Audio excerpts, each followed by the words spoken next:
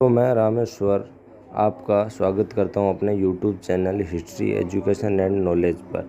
हम आज बात करने वाले एक ऐसे साहसी और बलिदानी जो त्याग से ओतप्रोत थे। वो मेवाड़ के भीष्म पिता में भी कहे जाते थे। उनका नाम है चुंडा, जो कि मेवाड़ के राजकुमार थे। ये लाखा के ज्येष्ठ पुत्र थे। भावना और सम्मान से ओतप्रोत थे। ये घटना मैं तब की बताने जा रहा हूँ जब लाखा वृद्धावस्था में थे, राज्यसभा में बैठे थे। तभी उनके पास मारवाड़ के राजा ऋणमल चुंडा से अपनी बहन का विवाह करने के लिए प्रस्ताव स्वरूप एक नारियल मेवाड़ भेजा। उक्त नारियल को मेवाड़ के दरबार में लाखा ने ग्रहण कर लिया, जो कि चुंडा के पिता थे, क्योंकि उस समय वहाँ चुंडा नहीं थे। जिस कारण लाखा ने मारवाड़ के दूत को कहा, जब चुंडा आएंगे तो विवाह के प्रस्ताव पर बात करेंगे।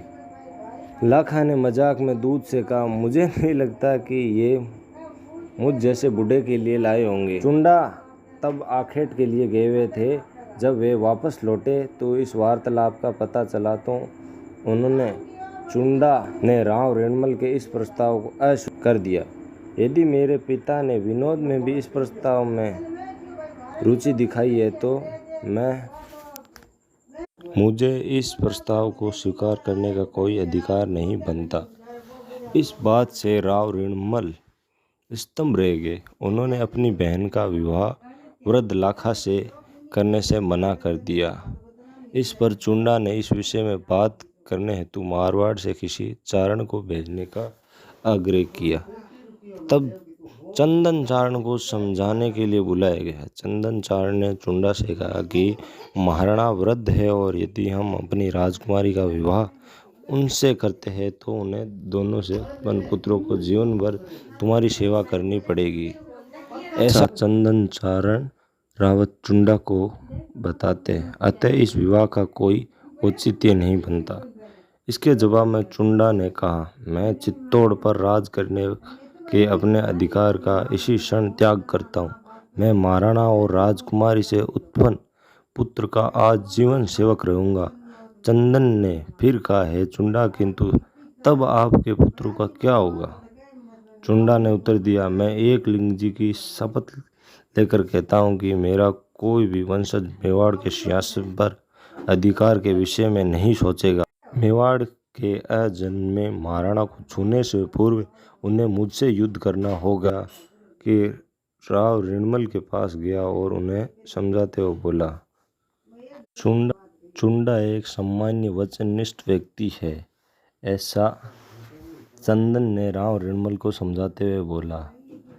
उन्होंने मेवाड़ के राज सिंहासन का त्याग कर दिया है। यदि हमारी बहन को लाखा से पुत्र होता तो वही उस राज्य का उत्तराधिकारी होगा। इस अवसर को जाने नहीं देना चाहिए और ये भी स्मरण रखना चाहिए राजन कि चंदन की पुरानी लकड़ी नई से अधिक अच्छी होती है। इन सब बातों के चलते लाखा का विवाह मारवाड़ की हंसाबाई से हो गया। मारवाड़ की राजकुमारी ने विवाह के 13 महीने बाद मोकल नाम के एक पुत्र को जन्म दिया। ये मोकल आगे जाकर मेवाड़ का न्यायप्रिय शासक बने। चुंडा के समान उत्सर्ग का उदाहरण केवल महाभारत में भीष्म का ही मिलता है, जब भीष्म ने राज करने के अधिकार को अपने पिता शांतनु की इच्छा के लिए छोड़ दिया था। चुंडा ने जीवन भर मोकल की सेवा की और एक बड़े भाई की तरह उन्हें बाहरी और आंतरिक शत्रुओं से हमेशा बचाया। कालांतर में लाखा के देवासन के बाद दुर्भाग्यवश माता हंसाबाई ने चुंडा के मंतव्य पर संदेह किया और उन्हें मेवाड़ से चले जाने का कहा। चुंडा ने अपने भाइयों समेत मेवाड़ की सीमा के बाहर मांडू के दिलावर खां के यहाँ ठिकाना स्थापित किया। चुंडा के निष्कासन के बाद उधर मेवाड़ में महाराणा मोकल के असामयिक हत्या कर दी गई। मोकल के बाद उनके परम यशस्वी पुत्र कुंभा मेवाड़ की गद्दी पर विराजे। इस समय चित्तौड़ पूरी तरह से मारवाड़ के ऋणमल के नियंत्रण में आ गया था।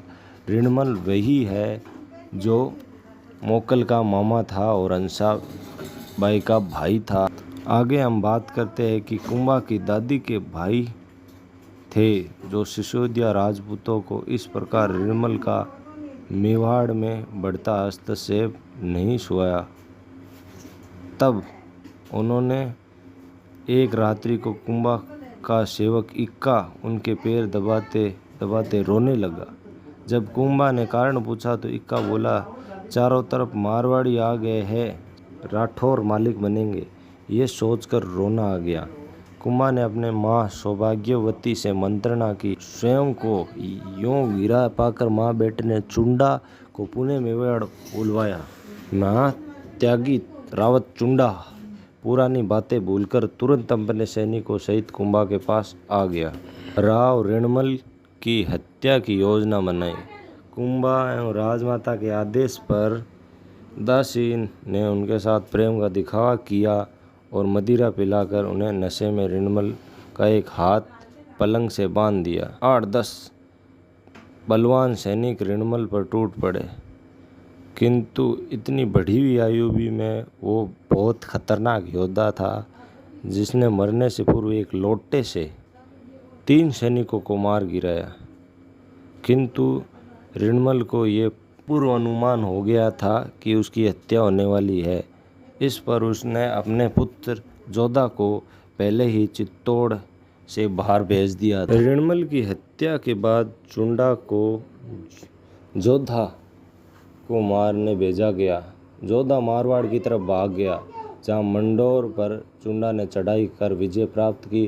कुछ समय बाद कुंभा की दादी माँ व माँ की मंत्रणा से कुंभा ने जोधा को क्षमा कर दिया तथा मारवाड़ में भिन्न राज्य स्थापित करने की आज्ञा दे दी। वृद्ध चुंडा को पुणे मेवाड़ बुला लिया गया। पितामह भीष्म की भांति चुंडा भी बहुत वृद्ध होकर मोक्ष को प्राप्त हुए। ऐसे थे हमारे महात्यागी रावत चुंडा, जिन्होंने अपने त्याग से मेवाड़ को एक महान साम्राज्य वंश दिया, जिनके वंश से आगे चलकर महाराणा सांगा, महाराणा प्रताप जैसे वीर योद्धा हुए। आज के वीडियो में बस हम आज्ञा चाहेंगे, फिर मिलेंगे एक नई वीडियो के साथ।